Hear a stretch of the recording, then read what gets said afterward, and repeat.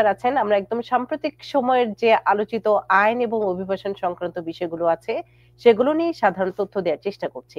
Attorney Khairul Bashar মানুষের মধ্যে যে আতঙ্ক ছিল, সে আতঙ্ক কিংবা অস্থিরতা কিছুটা কি কমেছে? আমার মনে হয় কিছুটা কমেছে। অনেকের আগে বিগিনিং এ অনেকের কারেক্ট ইনফরমেশন ছিল না, অনেকে রংলি অ্যাডভাইস ছিল। এখন অনেকে আম, আমাদের যারা আমাদের ক্লায়েন্ট, অনেকেই আমরা শুনি তারা অনেক ইনফর্মড এবং ভয়ের কোনো কারণ নেই। যাদের ডিপোর্টেশন করার আছে তাদের তো করবেই। তো শুধু আমার মনে হয় না আতঙ্কটা অনেকটা কেটে গেছে। আর শুরুর দিকে প্রেসিডেন্ট ট্রাম্পের নির্বাচনী যে তার যে প্রতিশ্রুতি এবং তার যে ভোট ব্যাংক, তাদেরকে সন্তুষ্ট করার জন্য গণমাধ্যমগুলোতে অনেক বেশি প্রচার করা হয়েছে, যে কারণে এক ধরনের আতঙ্ক তৈরি হয়েছিল।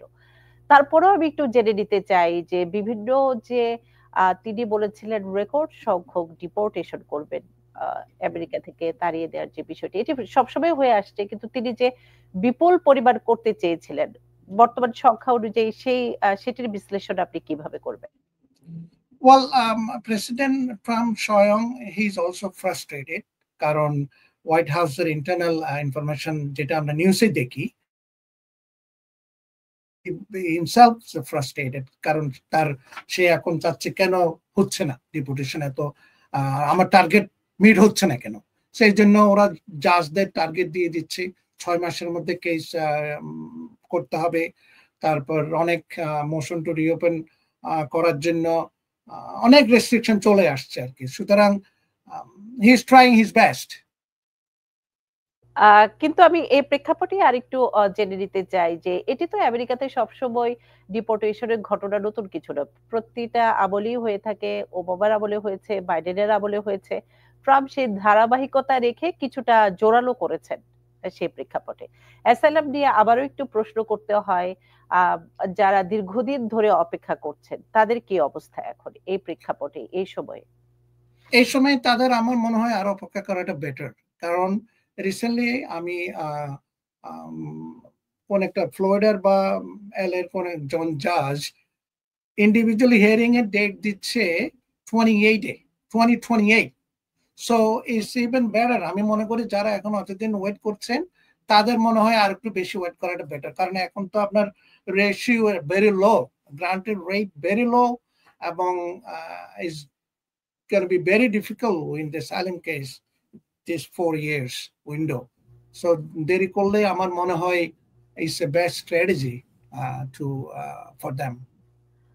অ্যাসাইলাম কেসগুলোতে এই Asylum case. ক্ষেত্রে বিকল্প অনেকে L1 ভিসা কিংবা অন্য কোনো ভিসার কথা কি ভাবতে পারে, যারা নতুন করে আসছেন, নতুন করে কেস ফাইল করতে চান? সেই প্রেক্ষাপটে আপনি কি কোনো পরামর্শ দিবেন? এখন আমরা প্রচুর ইনকোয়ারি পাচ্ছি L1 and E2, যারা বাংলাদেশ থেকে আসতে চান তাদের জন্য এটা বেস্ট। কারণ অ্যাসাইলামে কেউ যদি আসে ইজ ভেরি রেয়ার এখন গ্রান্ট হবে এখন current situation with current government. So এখন আমার মনে হয় L1 যেমন কোম্পানি, ইন্টার কোম্পানি ট্রান্সফার, যারা ব্যবসায়ী আছেন আর যারা ইনভেস্ট করতে পারে E2 তে, they can explore those area. তো আমি নিজেই এখন বিজনেস ইমিগ্রেশনে প্রচুর এমফাসাইজ করছি এবং আমি ক্লায়েন্ট অনেক পাচ্ছি এই বিষয়ে। সো আমি এক্ষেত্রেই আরেকটু বিস্তারিত জেনে নিতে চাই, L1 ভিসায় যদি কেউ আসতে চান তাদের কি কি যোগ্যতা কিংবা কোন কোন জায়গা ফুলফিল করতে হবে? L1 টা হচ্ছে inter company transfer, it's only for business person, যাদের একটা স্টাবলিশ বিজনেস আছে বাংলাদেশে, তারা ওই বিজনেসটা এক্সপ্যান্ড করার জন্য এখানে ব্রাঞ্চ করবে। তো ব্রাঞ্চ করার জন্য টপ অফিসিয়াল যে আসে সে আসতে পারবে, তার সাথে এমপ্লয়ি আসতে পারে L1 L2 তে, ফ্যামিলি সহ আসতে পারে। So it's good for 6 years, 6 বছর থাকতে পারে। যে টপ বস সিইও আলটিমেটলি উনি আবার গ্রিন কার্ডের জন্য আপনি 6 years গ্রিন কার্ডের জন্য অ্যাপ্লাই করতে পারে। বাট এটা বিজনেসের জন্য, বিজনেস রান করতে হবে, তাহলে এরা পারে। আর যারা বিজনেস ওরিয়েন্টেড না কিন্তু অ্যাসাইলামও করতে চাচ্ছেন না, তাদের জন্য অন্য কোনো বিকল্প পথ খোলা আছে? তাদের জন্য বিকল্প যেমন এক্সট্রাঅর্ডিনারি অ্যাবিলিটি, যারা NIW, EB2, NIW, এটা এখন অনেক আমরা পাচ্ছি রিকোয়েস্ট ইভ্যালুয়েশনের জন্য। Everyday I am getting email. So এটা একটা অপশন। তারপর দেখুন আজকে থেকে তো H1B শুরু হলো। So I just registered one client today, starting from today. One of the Bangladeshi STEM মানে এসে মাস্টার্স করে তার কোম্পানি তাকে স্পন্সর ওপিটিতে আছে। ওপিটিতে থাকার পরে আমরা এখন H1B তে লটারিতে অ্যাপ্লাই করার জন্য আজকে রেজিস্ট্রেশন করলাম। So this is another option. যারা স্টুডেন্ট মাস্টার্স বা ব্যাচেলার করে এখন ওপিটিতে আসে, জব আছে, কোনো কোম্পানি স্পন্সর করবে, তারা they can start from today. Actually আজকে থেকে শুরু হলো এবং it's gonna end on 24th of March। So এর মধ্যেই করে ফেলতে হবে যাদের করার আছে। মার্চের 24 তারিখ পর্যন্ত তারা সময় পাচ্ছেন। রেজিস্ট্রেশন করতে হবে, কোম্পানি রেজিস্ট্রেশন করতে হবে on behalf of the employee. H1B visa নিয়ে অনেকেই প্রশ্ন করে যে আমেরিকার ভেতরেই থাকতে পারবে না আমেরিকার বাইরে থেকেও আসতে পারবে?